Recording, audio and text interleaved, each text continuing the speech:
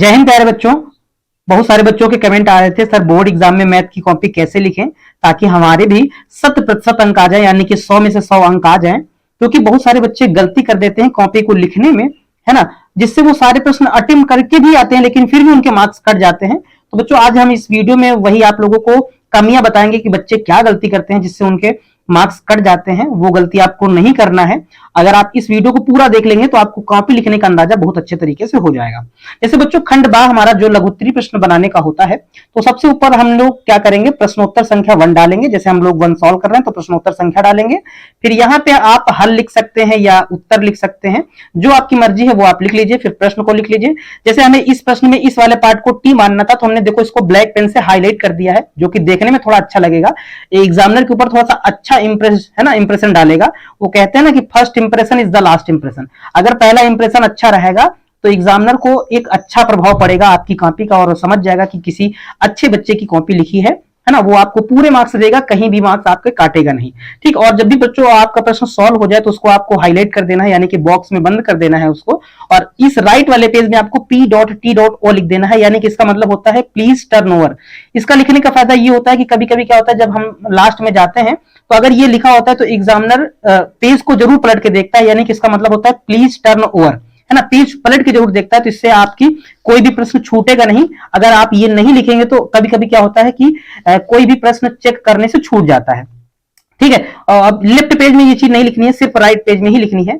और बच्चों आपको क्या ध्यान रखना है, जैसे हमें दूसरा प्रश्न सॉल्व करना था, है ना, तो हमने ये वाला प्रश्न लिखा, एलएचएस लिया और उसको सॉल्व कर दिया। देखो हमारा ये जो प्रश्न है वो आधे पेज में ही सॉल्व हो गया। अब बच्चे यहीं पे मिस्टेक करते हैं, क्या है कि वो यहीं से तीसरा प्रश्न बनाना चालू कर देते हैं। ये गलती बच्चों आपको नहीं करनी है।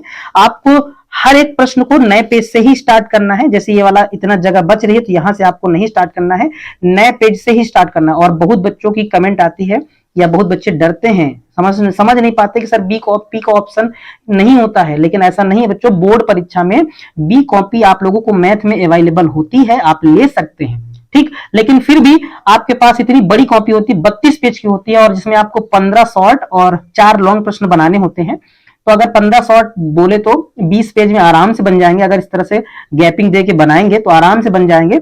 और 4 जो लॉन्ग प्रश्न है वो 10 या 12 पेज में बन जाएंगे, यानी कि आपको बी कॉपी की आवश्यकता नहीं पड़ेगी अगर आप अच्छे से प्रश्न को बना रहे हैं। और एक बात को विशेष याद रखना कि हर एक लाइन में प्रॉपर आपको गैप देना है, ताकि हर एक चीज एकदम साफ सुथरी दिखे और कॉपी देखने में बिल्कुल अट्रैक्टिव लगे। और जहां पे जो फॉर्मूला लगेगा उसको आप प्रॉपर तरीके से मेंशन करेंगे कि यहाँ पे ये फॉर्मूला लग रहा है। जैसे यहाँ ये पावर में लिखा हुआ था, ये आगे कैसे आया, तो हमने यहाँ फॉर्मूला मेंशन कर दिया है। आप हर एक चीज को हाईलाइट करते चलेंगे, हर एक चीज को इंडिकेट करते चलेंगे, प्रॉपर वे में उसको आप मेंशन करेंगे तो आपके पूरे मार्क्स मिलेंगे। जैसे देखो हमने यहाँ पे आंसर हमारा जो आया है उसको हमने हाईलाइट कर दिया और राइट पेज में हमने P.T.O लिख दिया है।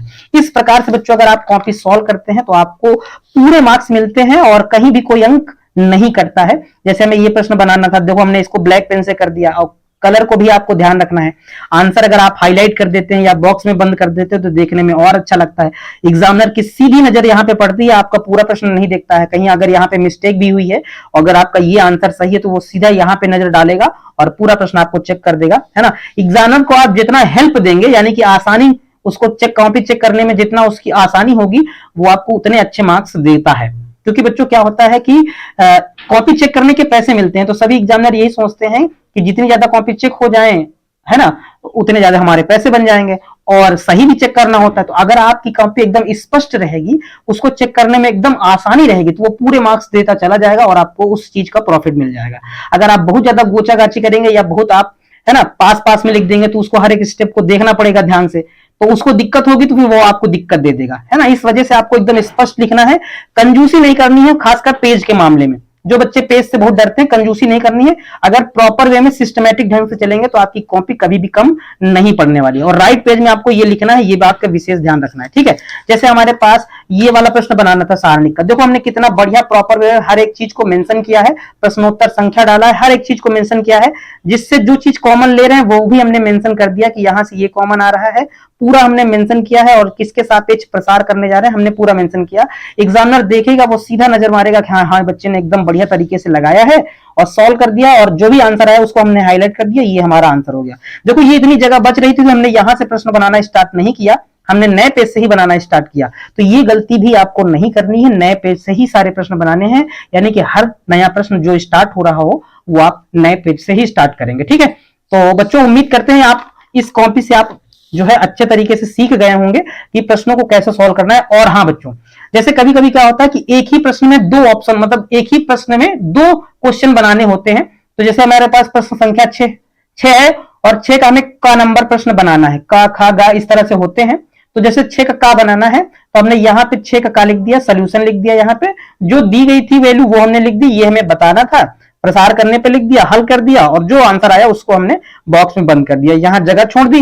अब यहां से हम बार बार प्रश्नोत्तर संख्या नहीं लिखेंगे। जब इस तरह से आएगा कि एक ही प्रश्न में 2-3 पार्ट हैं तो आपको बार बार प्रश्नोत्तर संख्या नहीं लिखनी है, आप उसी का डायरेक्ट 6 का खा नंबर लिखकर आप प्रश्न बना दीजिए, आपके पूरे आंसर मतलब पूरे अंक मिल जाएंगे। एग्जामिनर को भी हेल्प मिलेगा कि हाँ बच्चा सीरियल बाय सीरियल हल कर रहा है। और बच्चों आपको एक बात विशेष ध्यान रखनी है, आपको प्रश्न सीरियल बाय सीरियल ही हल करना है। जैसे 1 आ रहा है तो 1 कर दो, 2 आ रहा है तो 2 कर दो, 3 आ रहा है तो 3 कर दो, सीरियल बाय सीरियल चलेंगे तो एग्जामिनर को और हेल्प मिलेगी। कुछ बच्चे क्या करते हैं, प्रश्नोत्तर नंबर 1 अटेंड किया, फिर 36 में पहुंच गए, फिर 32 में पहुंच गए, है ना, इस तरह से पहुंच जाते हैं। तो भाई ये गलती आप लोगों को नहीं करना है ना। 25 में पहुंच जाते हैं, 1 सॉल्व किया, 2 सॉल्व किया, 3 सॉल्व किया और उसके बाद डायरेक्ट 25 नंबर पे चले गए, तो एग्जामिनर बार बार पलट के देखेगा तो फिर दिक्कत होगी, है ना। तो अगर सीरियल बाय सीरियल हल करेंगे तो और हेल्प आप लोगों को मिलने वाली है और पूरे मार्क्स आपको मिलने वाले हैं। और जैसे हमारे पास ये देखो बड़ा लॉन्ग प्रश्न था, 6 नंबर का प्रश्न था, है ना। तो इसको हमने देखो एकदम प्रॉपर वे में हर एक चीज को मेंशन करते, जहां पे जो प्रगुण लग रहा है उसको एक्सप्लेन किया, हर एक चीज को मेंशन करते हुए यहाँ पे देखो लिखा है। और जहां पे जो चीज माननी थी उसको हमने ब्लैक पेन से दिया है, जहां पे जो फॉर्मूला लग रहा था उसको हमने ब्लैक पेन से इंडिकेट कर दिया है, हर एक चीज को प्रॉपर तरीके से मेंशन किया है। अगर इस तरह से आप, है ना, जो भी प्रॉपर्टी लग रही थी उस प्रॉपर्टी को ब्लैक पेन से कर दिया है। अगर आप हर एक चीज को मेंशन करेंगे अच्छे तरीके से तो आपके पूरे मार्क्स आएंगे, कहीं भी नंबर नहीं कटने वाले हैं। और बच्चों विशेष ध्यान देना कि लास्ट में जो आंसर आएगा उसको आपको हाईलाइट कर देना है ताकि देखने में अच्छा लगे। तो बच्चों उम्मीद करते हैं इस कॉपी के माध्यम से आप लोग अच्छे से समझ पाए होंगे कि आपको बोर्ड एग्जाम में कॉपी कैसे लिखनी है।